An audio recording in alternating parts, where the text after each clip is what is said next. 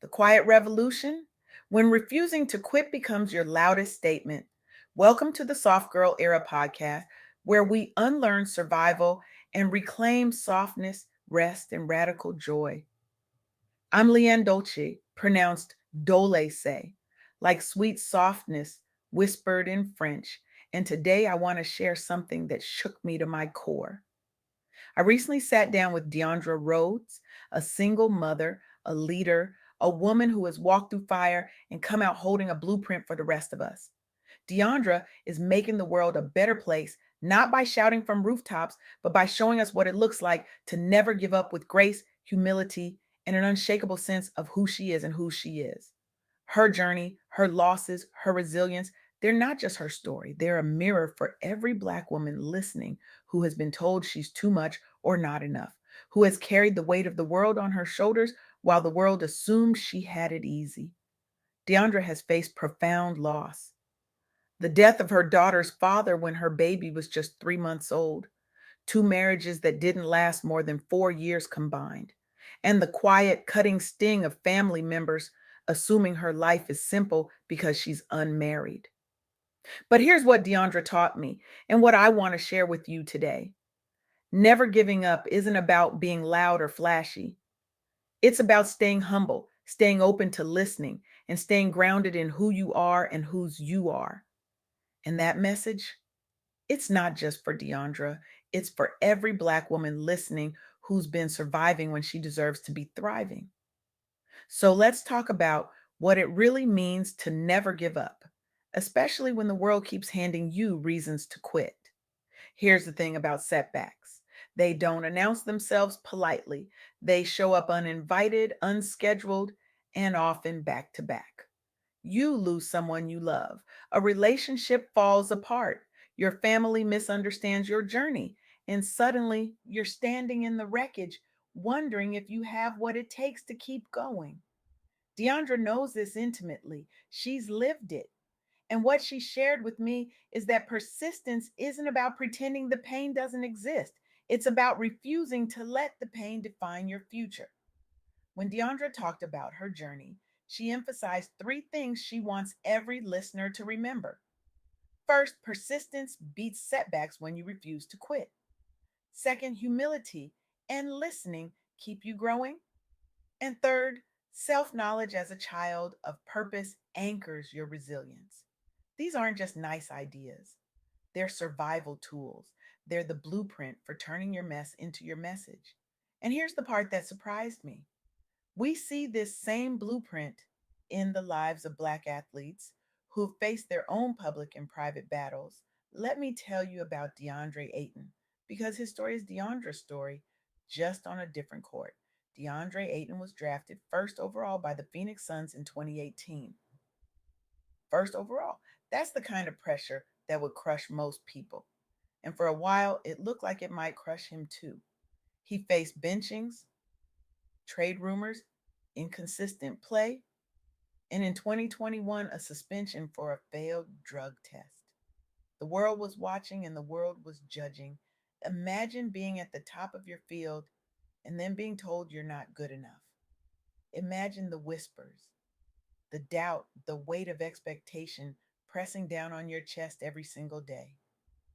But here's what Aiton did: he stayed humble. He listened to his coaches. He doubled down on what he could control: his rebounding, his defense, his presence on the court. And he leaned into his identity, not just as a basketball player, but as a foundation leader committed to food access and equity for underrepresented youth in Los Angeles.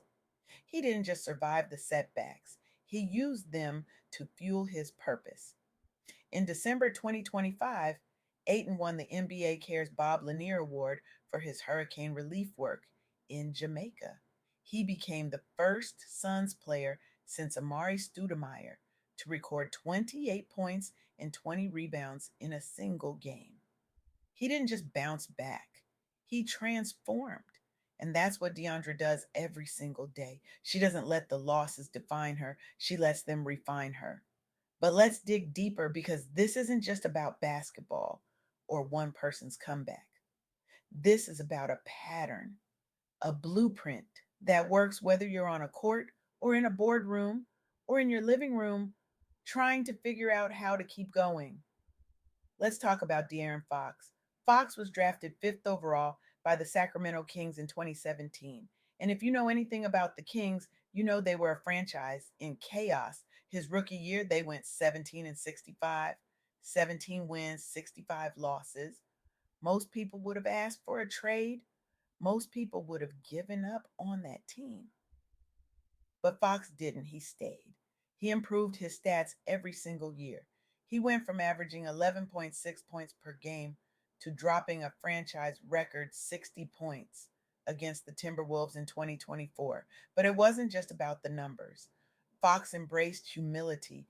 He listened to mentors. He grounded himself in self belief even when the doubters were loud.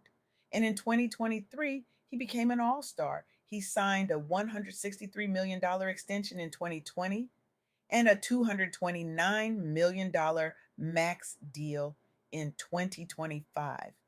He led the Kings to the playoffs for the first time in years. He didn't just survive the losing seasons, he transformed them into a testimony of what's possible when you refuse to quit. And here's the part that connects directly to Deaundra's story. Fox faced a season ending injury in the 2024 to 25 season, tendon damage in his pinky that required surgery. He was chasing records, leading his team, and then his body said stop. But even in that moment, he stayed humble. He listened to the medical team. He trusted the process, and he came back stronger, securing his future and his legacy. That's what resilience looks like. It's not about never falling, it's about getting back up with more wisdom, more grace, and more clarity about who you are. Now, here's where it gets interesting.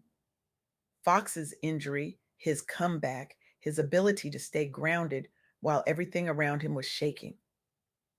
That mirrors something profound in De'Andra's life.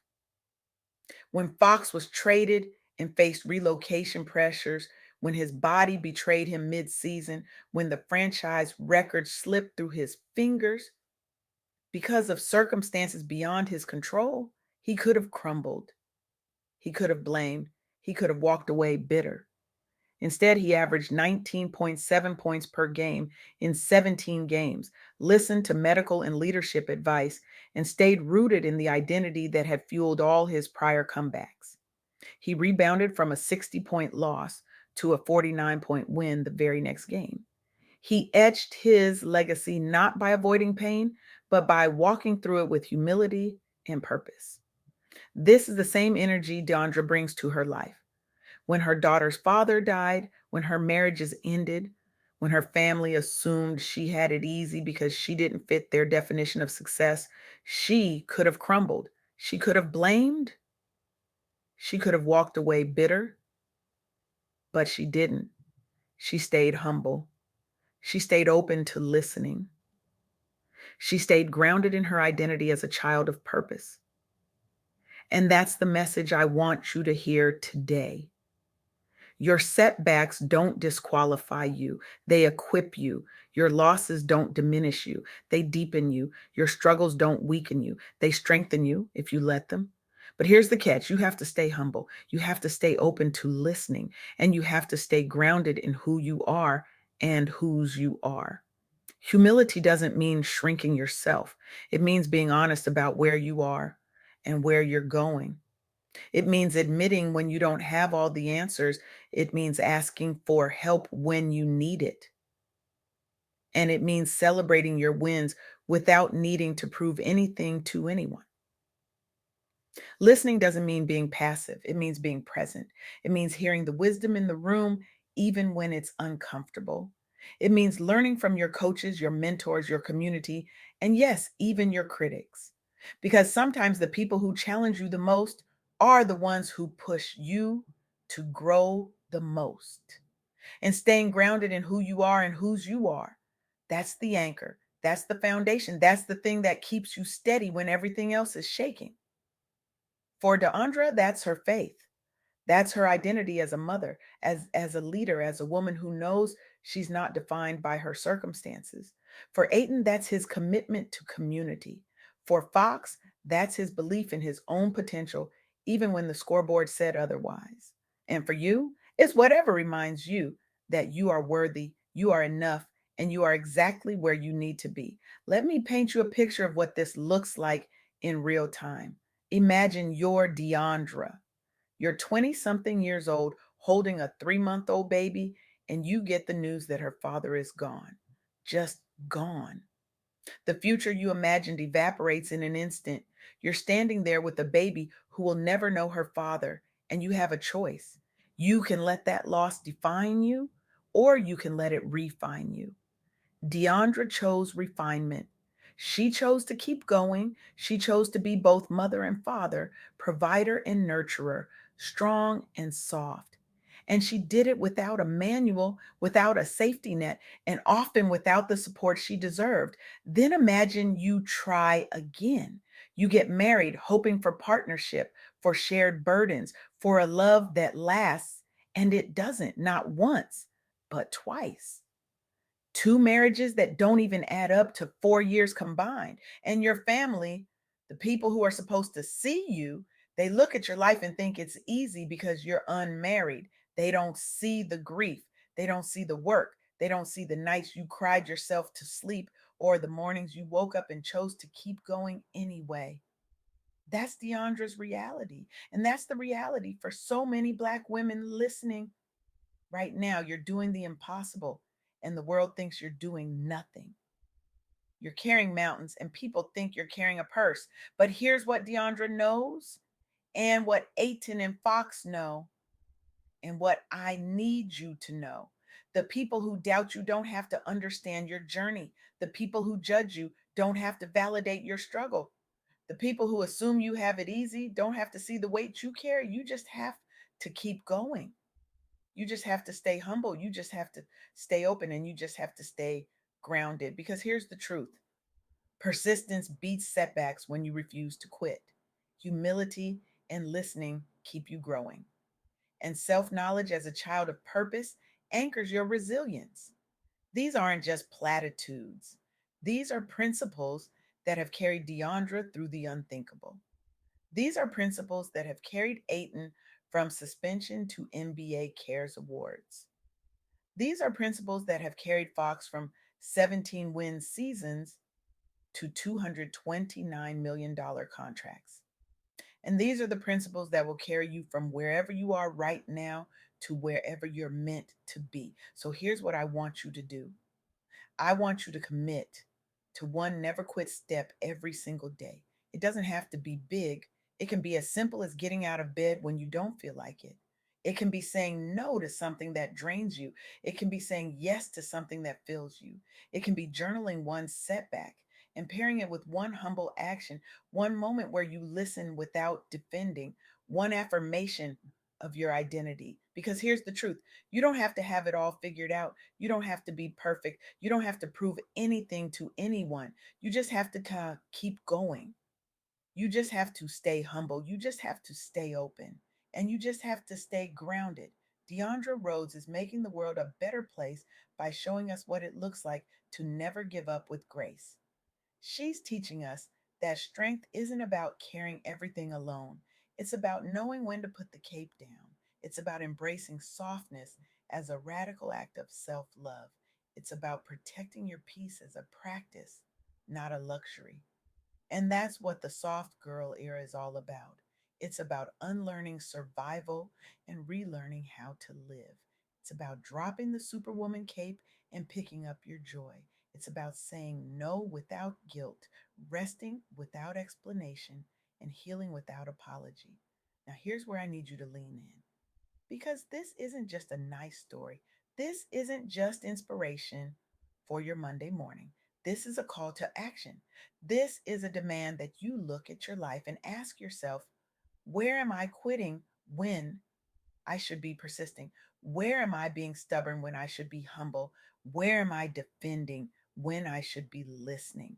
Where am I lost when I should be grounded? I want you to take out your phone right now. I want you to open your notes app, and I want you to write down three things. First, One setback you've been letting define you instead of refine you. Second, one area where you need to practice humility and listening. And third, one truth about your identity that you need to anchor yourself in when everything else is shaking. Do it now. Don't wait. Don't put this off. Don't tell yourself you'll do it later, because later is how we lose ourselves. Later is how we let the setbacks win. Later is how we forget who we are and whose we are. You are not alone in this.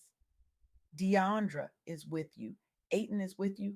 Fox is with you. And I am with you. We are all walking this path together, learning to never give up with grace, learning to stay humble and open and grounded, learning to turn our pain into purpose and our mess into our message. So as we close today, I want you to feel something. I want you to feel seen in your struggles. I want you to feel empowered in your journey.